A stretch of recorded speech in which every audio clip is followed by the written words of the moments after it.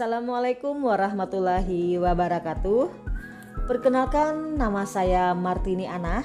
Saya mahasiswi Universitas Lambung Mangkurat, program Pasca Sarjana, program studi Magister Pendidikan Bahasa dan Sastra Indonesia.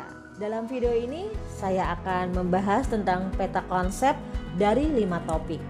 Topik yang pertama adalah apa yang dikerjakan oleh para sosiolinguis. Topik yang kedua, pilihan bahasa dalam komunitas multilingual. Topik yang ketiga, tentang pergeseran dan pemertahanan bahasa. Topik yang keempat, variasi-variasi linguistik dan bahasa-bahasa multilingual. Dan topik kelima, tentang bahasa-bahasa nasional dan perencanaan bahasa. Pembahasan pertama tentang bahasa sebagai alat komunikasi. Nah, bahasa adalah alat komunikasi yang sangat kompleks dan dinamis. Ia berfungsi tidak hanya untuk menyampaikan informasi, tetapi juga mencerminkan struktur kognitif individu dan dinamika masyarakat. Dalam konteks ini, bahasa dapat menunjukkan bagaimana orang berpikir, berinteraksi, dan beradaptasi dalam berbagai konteks sosial. Nah, adapun fungsi bahasa itu ada 3. Yang pertama, sebagai penyampaian informasi. Bahasa yang digunakan untuk menyampaikan pesan, ide, dan informasi dari satu individu ke individu lainnya. Ini adalah fungsi dasar bahasa yang memungkinkan komunikasi efektif dalam berbagai situasi. Kemudian fungsi yang kedua, mencerminkan struktur kognitif individu. Nah, bahasa juga mencerminkan cara berpikir individu. Pilihan kata, struktur kalimat, dan cara penyampaian informasi dapat memberikan wawasan tentang cara seseorang memproses informasi dan bagaimana mereka memahami dunia di sekitar mereka. Dan yang ketiga, fungsi bahasa mencerminkan dinamika masyarakat. Nah, ia mencerminkan nilai-nilai, norma, dan perubahan sosial yang terjadi di masyarakat. Misalnya, muncul istilah-istilah baru dalam bahasa seringkali mencerminkan perubahan dalam budaya dan teknologi. Selanjutnya, tentang perspektif dalam kajian bahasa. Dalam kajian bahasa, terdapat 2 perspektif utama yang perlu dipahami. Yang pertama, perspektif internal. Yang terdapat dalam perspektif internal itu adalah fonetik. Fonetik ini mempelajari suara bahasa, termasuk cara suara dihasilkan dan diartikulasi. Ini mencakup analisis bunyi vokal dan konsonan, serta bagaimana bunyi tersebut berfungsi dalam komunikasi. Selanjutnya, fonologi. Nah, fonologi ini menganalisis sistem bunyi dalam bahasa, termasuk pola dan aturan yang mengatur bagaimana bunyi-bunyi tersebut berinteraksi dalam suatu bahasa. Kemudian morfologi. Nah, dalam morfologi ini mengkaji struktur kata, termasuk bagaimana kata tersebut dibentuk dari morfem dan bagaimana morfem tersebut digabungkan untuk membentuk kata yang lebih kompleks. Selanjutnya adalah sintaksis. Dalam sintaksis ini meneliti aturan yang mengatur penggabungan kata menjadi kalimat yang bermakna.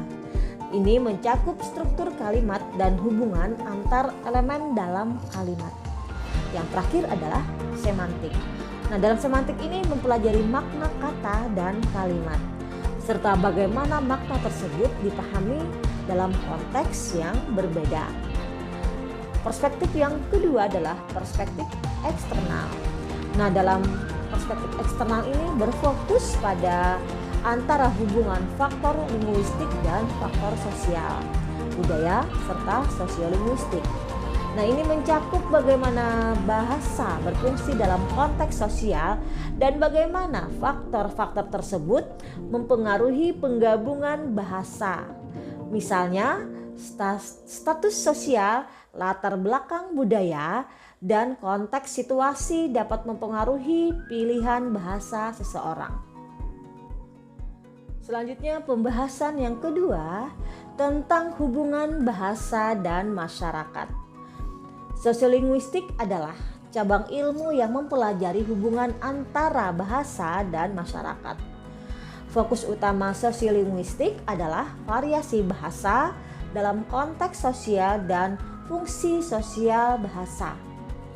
Bahasa tidak hanya berfungsi sebagai alat komunikasi, tetapi juga mencerminkan hubungan sosial dan identitas individu. Melalui bahasa, individu dapat menunjukkan afiliasi dalam kelompok tertentu, baik itu berdasarkan etnis, kelas sosial, atau latar belakang budaya. Misalnya, penggunaan dialek atau aksen tertentu dapat menunjukkan asal daerah seseorang dan dapat mempengaruhi cara seorang lain dalam memandang mereka. Selanjutnya, pembahasan yang ketiga tentang contoh penggunaan bahasa. Nah, penggunaan bahasa dapat dibedakan menjadi dua kategori utama. Yang pertama adalah percakapan informal. Dalam situasi ini, bahasa yang digunakan cenderung lebih santai dan akrab. Contoh, hai. Kata hai digunakan dalam bahasa informal yang sering digunakan di antara teman atau dalam situasi yang tidak resmi, yang mampu menciptakan suasana yang lebih akrab dan nyaman. Yang kedua adalah percakapan formal. Nah, dalam konteks formal, bahasa yang digunakan lebih sopan dan penuh kehati-hatian. Contoh, selamat siang Pak. Bahasa formal biasanya digunakan dalam situasi resmi, seperti di tempat kerja atau dalam interaksi dengan orang yang lebih tua atau yang memiliki status yang lebih tinggi. Nah, penggunaan bahasa formal menunjukkan rasa hormat dan kesopanan. Nah, pilihan kata dalam situasi tertentu juga dapat menunjukkan status sosial dan kedekatan dengan pembicara. Misalnya, menyebut seseorang dengan nama Margaret. Nah, menunjukkan formalitas, sedangkan menggunakan kata sayang menunjukkan kedekatan dan keakraban. Nah, pilihan kata ini juga dapat mencerminkan hubungan interpersonal dan konteks sosial. Yang terakhir adalah pembahasan yang keempat tentang variasi linguistik dan identitas sosial. Variasi linguistik merujuk pada perbedaan dalam penggunaan bahasa yang muncul kelompok-kelompok penutur yang berbeda. Variasi ini dapat terjadi dalam berbagai aspek bahasa, termasuk kosakata, pengucapan, tata bahasa, dan gaya berbicara. Variasi bahasa tidak hanya mencerminkan perbedaan linguistik, tetapi juga berfungsi sebagai indikator identitas sosial individu dan kelompok. Inilah yang dapat saya sampaikan. Saya Martini Anah. Terima kasih. Wassalamualaikum warahmatullahi wabarakatuh.